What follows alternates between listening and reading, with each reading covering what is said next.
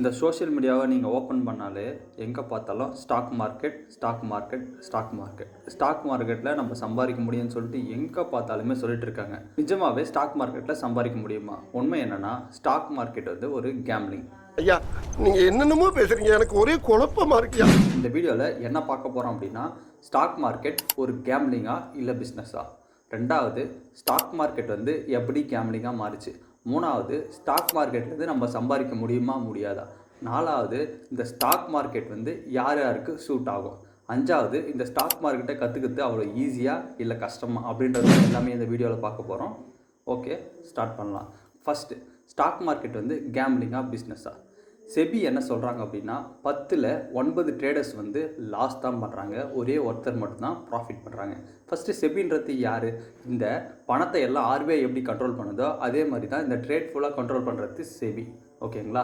இவங்க என்ன சொல்கிறாங்க அப்படின்னா, 10ல் 9 ட்ரேடர்ஸ் வந்து லாஸ் தான் பண்ணுறாங்க, மிச்ச ஒருத்தர் தான் வந்து ப்ராஃபிட் பண்ணுறாங்கன்னு சொல்கிறாங்க.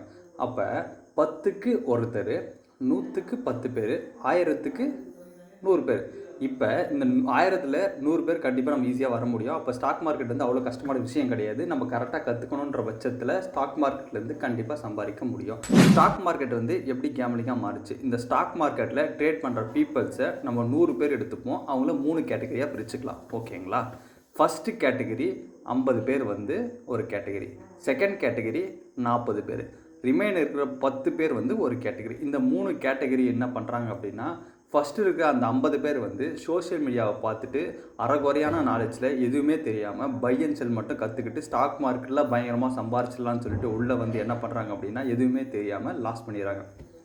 செகண்ட் கேட்டகரி ஆஃப் மக்கள் வந்து 40 பேர். அவங்க என்ன பண்ணுறாங்க அப்படின்னா, ஸ்டாக் மார்க்கெட் பற்றி எல்லாமே தெரிஞ்சுக்கிட்டு ஸ்டாக் மார்க்கெட்டில் எல்லா நாலேஜும் யூடியூப்பில் பார்த்து எல்லாத்தையும் கற்றுக்கிட்டு இந்த மாதிரி சம்பாரிச்சலாம்னு சொல்லிட்டு உள்ளே வராங்க. அவங்களும் ஸ்டார்டிங் ஸ்டேஜில் சம்பாதிக்கிறாங்க. ஆனால் காலப்போக்கில் லாஸை வந்து அவங்களால ஹேண்டில் பண்ண முடியாமல் அவங்களும் ஓவராலாக அக்கௌண்ட்டை வாஷ் அவுட் பண்ணிட்டு காசு சம்பாதிக்க முடியாமல் ஏமாந்துட்டு போகிறாங்க.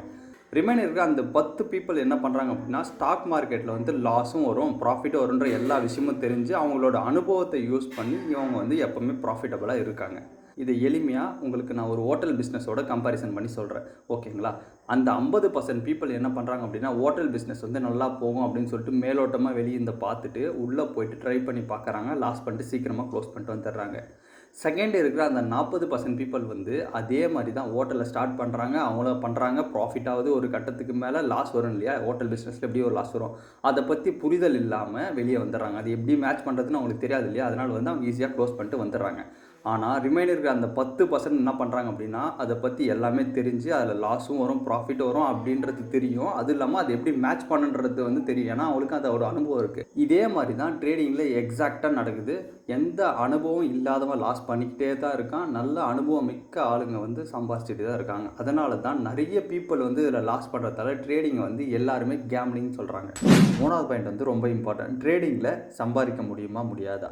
இப்போ நீங்கள் ஒரு சேல்ரி வாங்குவீங்க, எப்படி வேலைக்கு போவீங்க, நீங்கள் சேல்ரி வாங்குவீங்க. அதோட லெவல் வந்து ஒரு 15,000லேருந்து ஒரு 50,000, மேக்ஸிமம் ஒரு 1 lakh வச்சுங்களேன். இந்த ரேஞ்சில் தான் உங்கள் சேல்ரி இருக்கும். இப்போ இதை வாங்கிறதுக்கு நீங்கள் என்ன பண்ணியிருப்பீங்க? ஒரு காலேஜ் படிச்சிருப்பீங்க, அந்த டிகிரி தான் எலிஜிபிள் ஒரு வேலைக்கு போகிறதுக்கு.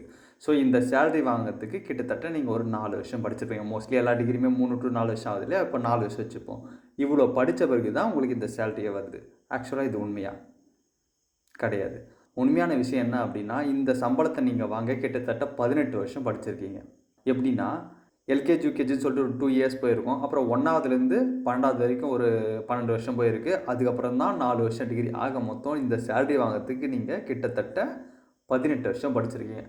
இப்போ ட்ரேடிங்கில் என்ன பண்ணுறீங்க அப்படின்னா, இந்த மாதிரி உள்ளே வந்தாலே சம்பாதிச்சிடலாம் அப்படின்னு சொல்லிட்டு நீங்கள் நினைக்கிறீங்க. அது கிடையாது. நீங்கள் இந்த சேலரி வாங்கிறதுக்கு இத்தனை வருஷம் உழைச்ச மாதிரி ட்ரேடிங்லேயும் நீங்கள் சம்பாதிக்கிறதுக்கு கொஞ்சம் காலத்துக்கு டைம் கொடுக்கணும். ஓகேங்களா? எத்தவொடனே இதில் கண்டிப்பாக சம்பாதிக்க முடியாது. இது எப்படின்னா, ட்ரேடில் சம் பீப்புள்ஸ் வந்து சம்பாதிப்பாங்க இல்லையா? கொஞ்சம் பேர் சம்பாதிப்பாங்க, நீங்கள் அதை பார்த்து தான் இன்ஸ்பயர் ஆகி உள்ளே வருவீங்க. அது கொஞ்சம் பர்சன் தான். ஒரு 10% பீப்புள் சம்பாதிக்கிறாங்க அப்படின்னா, அவங்க வந்து 10வது படிக்கிறாங்க அப்படின்னா, நீங்கள் இப்போ தான் ஃபஸ்ட் ஸ்டாண்டர்ட் படிக்க போகிறீங்க, 1ஆவது படிக்க போகிறீங்க. அப்போ நீங்கள் வந்து 1ஆவதுலேருந்து 10வது வரைக்கும் படிக்கணும். அதை விட்டுட்டு என்ன பண்ணுறீங்க அப்படின்னா, எத்தவொடனே 10வது படிக்கிறவன் பண்ணுற வேலையை பண்ணணும்னு நினைக்கிறீங்க. அது வாய்ப்பு இல்லை இல்லையா?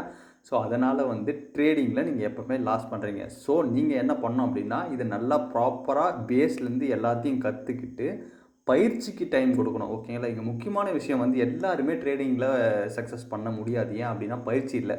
பயிற்சி இல்லாமல் நீங்கள் இந்த ட்ரேடிங்கில் வரீங்க அப்படின்னா என்ன ஆகும் அப்படின்னா, இந்த 2வது அந்த 40 பீப்பிள் சொன்னேன் இல்லையா? ஃபஸ்ட்டு ஒரு 50 பேர், அதுக்கப்புறம் 40 பேர், அப்புறம் 10 பேர். இப்போ 2வது இருக்க அந்த கேட்டகரி 40 பேர் என்ன பண்ணுறாங்க அப்படின்னா, எல்லாத்தையுமே தெரிஞ்சுக்கிறாங்க. பட் ஆனால் ப்ராக்டிஸ் இல்லாதல லாஸ் பண்ணுறாங்க. இதுதான் எக்ஸாக்டாக நடக்கும். நீங்கள் வந்து என்ன தான் கற்றுக்கினாலுமே அதை பயிற்சி பண்ணும்போது ட்ரேடிங்லேருந்து கண்டிப்பாக சம்பாதிக்க முடியும். 4வது பாயிண்ட்டு, ட்ரேடிங் வந்து யார் யாருக்கெல்லாம் சூட் ஆகும். இப்போ எல்லாருமே ஒரு ஒரு விதமான ஒர்க் பண்ணுவீங்க இல்லையா? உங்களுக்கு டைமிங் வந்து வேரியண்ட் ஆகும். ஸோ அதனால் வந்து நீங்கள் இது எந்த டைமில் இருந்தால் சம்பாதிக்க முடியும் அப்படின்னு சொல்லிட்டு உங்களுக்கு ஒரு டவுட் இருக்குல்ல, எனக்கு இது சூட் ஆகுமா ஆகாதா அப்படின்னு சொல்லிட்டு. உண்மையை சொன்னோம் அப்படின்னா ட்ரேடிங் வந்து எல்லாருக்குமே சூட் ஆகும்.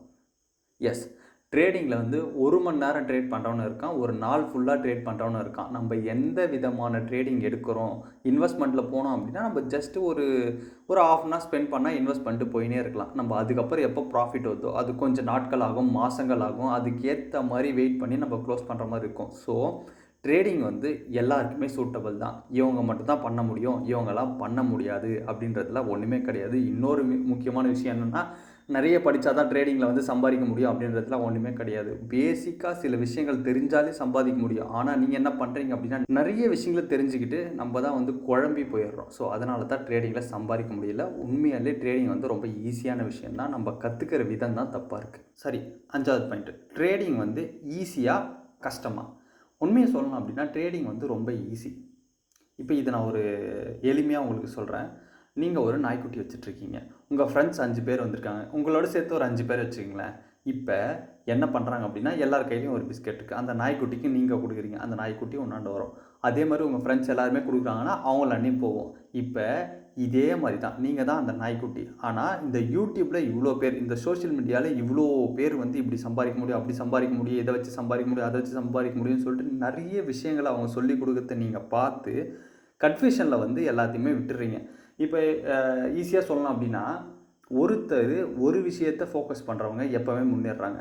இப்போ பலவிதமான ட்ரேடிங் இருக்குது. இப்படி சம்பாதிக்கலாம், அப்படி சம்பாதிக்கலாம்னு சொல்லிட்டு பல பேர் பலவிதமாக யூடியூப்பில் வீடியோ போடுறாங்க. நீங்கள் என்ன பண்ணுறீங்க அப்படின்னா, இவன் இப்படி போட்டால் சம்பாதிச்சிட முடியுமா, அதை போய் பார்த்தா சம்பாதிச்சிட முடியுமா, இதை போய் பார்த்தா சம்பாதிச்சிட முடியுமான்னு சொல்லிட்டு இங்கே அங்கேன்னு சொல்லிட்டு தாவிக்கிட்டே இருக்கீங்க. அதனால தான் உங்களால் சம்பாதிக்கவே முடியல. உண்மையை சொல்லணும்னா, ஒரு விஷயத்தை கற்றுக்கிட்டு அதையே லாஸ்ட் வரைக்கும் ஃபாலோ பண்ணிங்க அப்படின்னா கண்டிப்பாக ப்ராஃபிட்டபிள் ஆக முடியும். இந்த 10% பீப்புள் என்ன பண்ணுறாங்க அப்படின்னா, ஒரு விஷயத்தை கற்றுக்கிட்டு அவங்க அந்த விஷயத்தையே லாஸ்ட் வரைக்கும் ஃபாலோ பண்ணுறதால தான் ப்ராஃபிட் பண்ணுறாங்க. 5 யூடியூபர் வந்து 5 கான்செப்டில் சம்பாதிக்கிறான்னு வச்சுக்கலாம். நீங்கள் என்ன பண்ணுறீங்க, இவன் சம்பாதிக்கிற மாதிரி நீங்கள் ஃபாலோ பண்ணுறீங்க. கொஞ்ச நாள் லாஸ் ஆனவுடனே லாஸ் ஆனவுடனே திருப்பி இங்கே அங்கேன்னு தாவறதால தான் உங்களால் கரெக்டான விஷயத்தை கற்றுக்க முடியல. இந்த மாதிரி நிறைய விஷயத்தை நீங்கள் கற்றுக்கணும்னு நினச்சி இங்கே அங்கேன்னு போயிட்டு எல்லாத்தையும் கற்றுக்கிட்டு ஃபைனலாக நீங்கள் குழம்பி போய் லாஸ்ட்டில் ட்ரேடில் லாஸ் பண்ணிடுறீங்க. லாஸ்ட்டில் ட்ரேடிங் வந்து எல்லாருக்குமே கேம்லிங்காக மாறிடுது. ஒரு விஷயத்தை ட்ரேடிங்கில் கற்றுக்குங்க, அதையே ஃபாலோ பண்ணுங்கள், கண்டிப்பாக ப்ராஃபிட்டபிள் ஆவீங்க. இதுதான் ட்ரேடிங்கில் இருக்கிற மிகப்பெரிய சீக்ரெட். நிறைய புது விஷயங்களை கற்றுக்கின்னு ட்ரேடிங்கை வந்து அப்ரோச் பண்ணி ப்ராஃபிட் பண்ணணும் அப்படின்றது அவசியமே கிடையாது. ஒரே விஷயம் அதை கற்றுக்கிட்டு லாஸ்ட் வரைக்கும் நீங்கள் அதை ஃபாலோ பண்ணிங்க அப்படின்னா கண்டிப்பாக ப்ராஃபிட் ஆகும். இதுதான் ட்ரேடிங்கில் இருக்க எல்லா சைடுமே. உண்மையா பொய்யா எல்லாத்தையும் நான் சொல்லிட்டேன். இது உங்களுக்கு பிடிச்சிருந்துச்சு அப்படின்னா சப்ஸ்கிரைப் பண்ணி ரெடியாக இருங்க. நான் இதை பற்றி எல்லா வீடியோஸுமே A to Z ட்ரேடிங் வந்து எப்படி பண்ணலாம் அப்படின்றத மொத்தமே நான் கொடுக்க போகிறது வந்து டெக்னிக்கல் அனாலிசிஸ். இதை யூஸ் பண்ணி நீங்கள் ட்ரேடிங்கில் கண்டிப்பாக சம்பாதிக்க முடியும். அப்படி சம்பாதிக்க முடியலன்னா கூட இந்த மாதிரி ஃபேக்காக உங்களை ஏமாற்றுவாங்க இல்லையா, டெலகிராம் கால்ஸ் கொடுங்க, இங்கே வாங்க நான் சொல்கிறேன், என்கிட்ட காசு கொடுங்க நான் ட்ரேட் பண்ணி தரேன். இந்த மாதிரி பலவிதமான ஸ்கேமிங் வந்து இதை சுற்றி நடந்துக்கிட்டே இருக்குது. நீங்கள் எதுக்குமே இதில் ஏமாற முடியாது. ஏன்னா மார்க்கெட்டுன்றது என்னன்றது உங்களுக்கு தெரியும் போது இவங்கெல்லாம் என்ன பண்ணுறாங்கன்ற புரிதல் உங்களுக்கு கண்டிப்பாக வந்துடும். அதனால் இந்த ட்ரேடிங்கில் வந்து நீங்கள் கண்டிப்பாக ஏமாறவே மாட்டீங்க.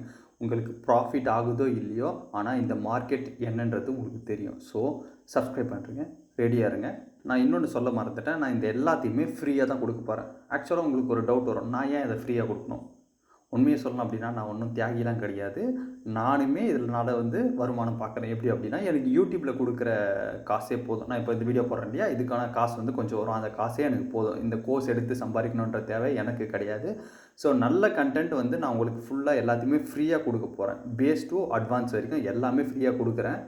நீங்கள் என்ன பண்ணணும் அப்படின்னா, கற்றுக்கிறது மட்டும் இல்லாமல் ப்ராக்டிஸ் பண்ணிங்க அப்படின்னா கண்டிப்பாக ப்ராஃபிட்டபிள் ஆக முடியும். திரும்ப சொல்கிறேன், நீங்கள் வந்து 1வது படிக்கிற ஸ்டூடெண்ட்டு 10வது படிக்கிற ஸ்டூடெண்ட்டோட கம்பேரிசன் எப்பவுமே பண்ணாதீங்க. இங்கேருந்து அங்கே போக முடியும். அது எப்படி அப்படின்னா பயிற்சியால் மட்டும்தான் போக முடியும். புரியுதுங்களா? நன்றி. பை. சப்ஸ்கிரைப் பண்ணிவிடுங்க.